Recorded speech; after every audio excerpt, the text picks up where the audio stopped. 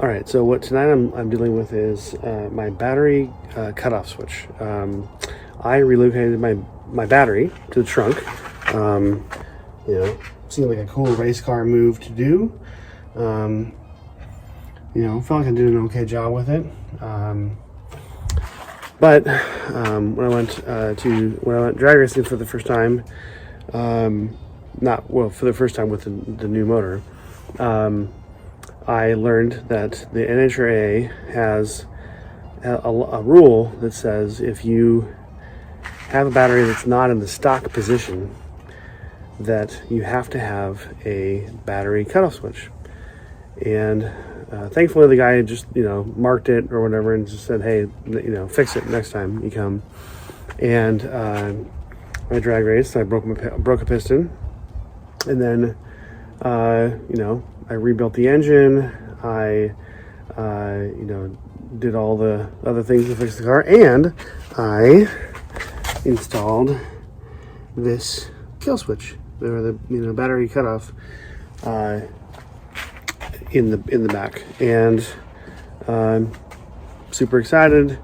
Went to the drag strip a couple weeks ago, and I guess they test it. So and I've never tested it before. I just put it in there. I don't know why I didn't test it, but I think I thought of it as a battery disconnect. So if there was sparks flying, it would just disconnect power from the battery and render those things, it's near the gas tank and all that stuff. I thought, that's the reason why. No, it's supposed to cut off the motor as well. And what I learned this time is that I didn't wire my battery disconnect switch correctly. The biggest mistake I made was I didn't wire the alternator all the way back to the battery. And I have a battery cable going all the way up here. It goes under the seats in the interior, all the way to this. You can see it there. Nope, you can't.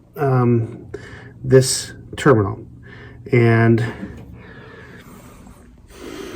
it's kind of a pain in the ass, to tell you the truth. So it's really annoying, and I was super disappointed I didn't pass tech again. They let me race again. It's obviously not the most critical rule. But what I really didn't want to do is I didn't want to run a wire from my alternator all the way back to the battery. You got to take the carpet up, take the rear seat out. There's a whole, it's probably, it's probably just fine. It wouldn't take that much time, but it's more the principle of it. So I have an idea. What I'm going to do is I am going to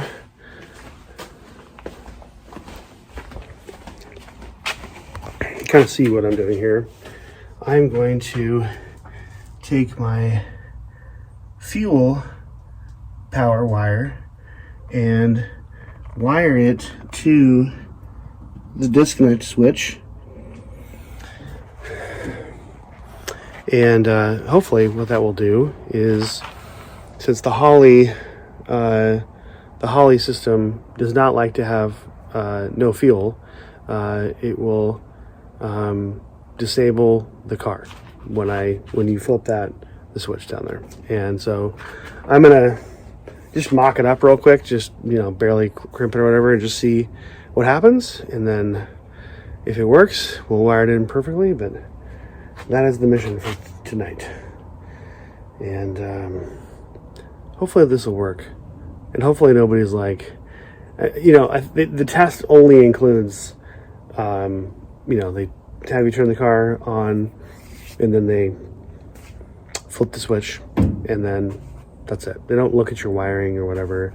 There's a whole bunch of rules in there around, like, it's got to be on the negative side or on the positive side, and then other racing entities say it should be on the negative side. you know, actually I think it's the opposite. Now NHRA is negative side and everybody else is on the positive side. I have mine wired to the positive side and they didn't bat an eyelash at that, so I don't know. Seems kind of dumb. One cool thing is that I thought ahead and I made this access panel for the fuel system because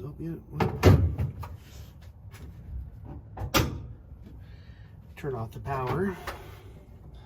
Good idea. Yep, that's me. You're probably wondering how I ended up in this situation. So the last experiment was completely stupid, which maybe kind of would have worked, but then I would have had to, like, every single time I started the car, I would have had to, like, you know, have that switch turn on. Oh my God! Well, you're watching me realize something, and that is the fuel pump would have shut off once it reached fuel pressure. So theoretically, it wouldn't have worked out. So I'm going. I bought a Ford relay. There's a whole scenario where if you get a Ford relay, you can wire it up, you know, on the fender or something like that, and have you know, one line going to the switch ignition, one going to the alternator, and then another one going to the starter, and another one going to the power. I just didn't feel like that was going to be a good solution for me. And I couldn't find like a diagram online that like definitively had my scenario, because of course if you do a search for, you know, NHRA battery disconnect with a Ford relay, you get a lot of Ford stuff, and evidently a lot of Mopar guys are using the same solution. So I'm going with the solution, the wiring diagram that's on the, you know, NHRA rules, which is you know, 10 feet of, this is 25 feet of power wire going from my alternator all the way back to the switch, and that is what I will do. I didn't want to disassemble the interior before understanding that if this worked or not. So what I've done is I have wired my new power wire from there. Let's see if I can do this all the way down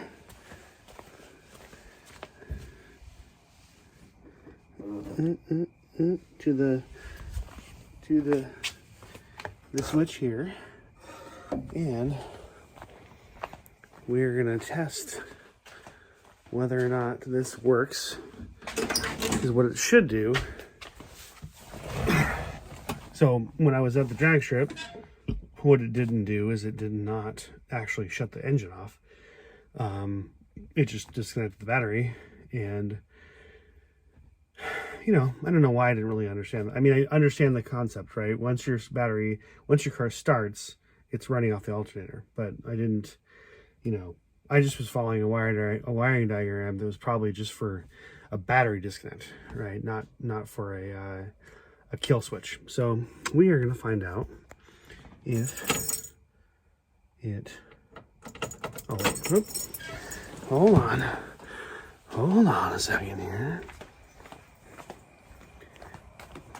Okay, so flipper on position.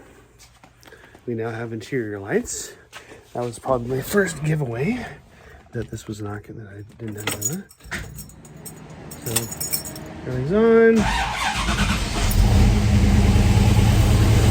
Engine is on. Nothing is smoking. Looks good. So what should happen is when I hit this switch, it should turn off. All right, well, that is what we wanted. So now I will finish the process of taking the You know, it's not a big deal. It's like I gotta take the door so off, take this little side panel off, and then wire it through there, through a grommet in the firewall, which I'm really hoping I don't have to like put a bigger size grommet in the firewall. I have one, but you know, it's a pain in the ass to disconnect all the wires, you know, and then take them out and then drill the hole and then put them all back in. So hopefully that will not happen. All right, well, this has turned into a full-fledged saga. So wiring everything in, I mean, was just a pain in the ass. Just effort though, you know, like nothing complicated. But now, here's the situation. So previously in the video, you saw me test up, you know, the test wiring, and I was able to disable the car without, you know, with test wiring. So now,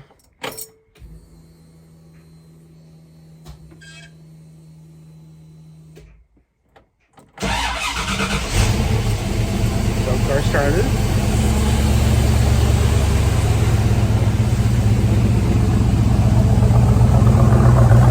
Over here. The thing.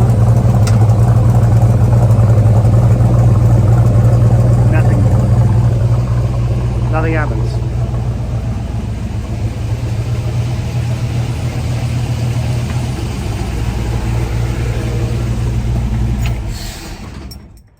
I mean, now, see, no ignition, everything's off because the battery's off. I mean, I'm done for the night. The only thing that I can think of, nope, I have no thoughts.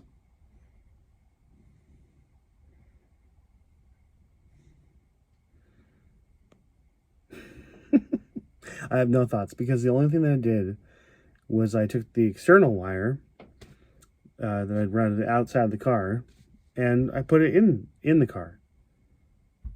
That's all I did.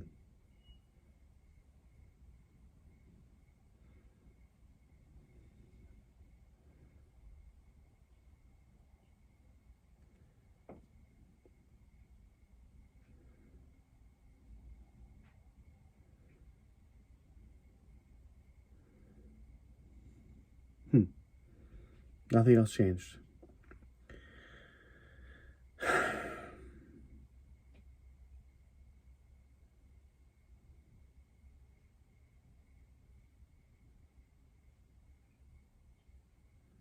This is hot rodding. This is what it is. This is what they don't show you on Motor Trend. Is this moment. All right, well, it's the next day, and I am out here before work because I couldn't just let this sit here and not figure it out because it was super confusing last night. However, I did think about this, and I'm pretty sure I just was dumb and I hooked up the wrong cable.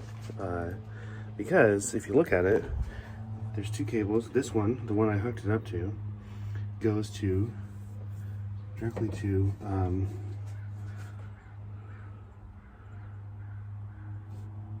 it goes to the engine.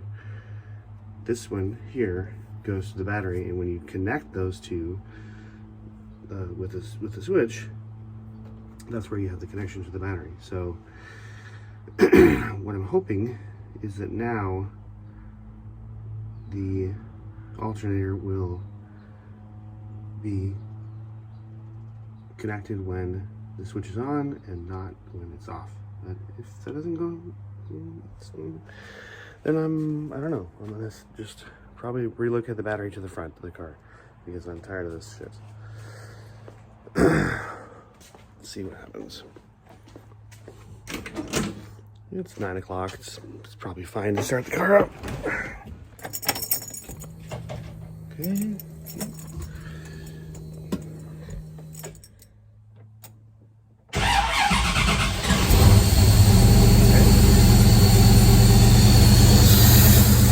I love how that thing starts. Theoretically, like with the top, there it goes. That's great. So what I think was happening, I think the reason why it worked the first time with the wire hooked up to the wrong wire, or the wrong battery cable, is because I was using it was cheating a bit. And I had this little thing just, you know, kind of plugged in there. I think the connection was weak enough, the current was weak enough to when we were just running on battery, the Sniper didn't have enough voltage to run. And so it was shutting off. Like that actually shut off really quickly, whereas the first time I did it, when I was just testing it, it kind of took a couple, maybe a half second to lose that current. So that's good. It works. It's wired in. I can put the seats back in, and I can go and pass tech next time I'm at the drag strip. I mean, I passed anyways, but you know, I'll pass without any kind of exceptions, I guess. But